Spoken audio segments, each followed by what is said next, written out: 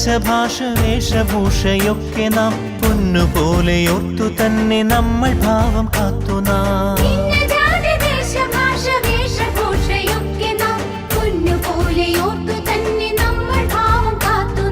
വീരദേശമാനികൾ തൻ ധീരത നാം ഓർക്കണം.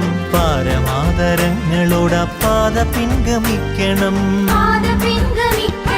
വില കൊടുത്തു വാങ്ങി നമ്മൾ മാതൃഭൂമി തന്റെ മാനം. കൊലവിളിച്ചു നമ്മൾ നഷ്ടമാക്കരുതാ മഹിതദാനം.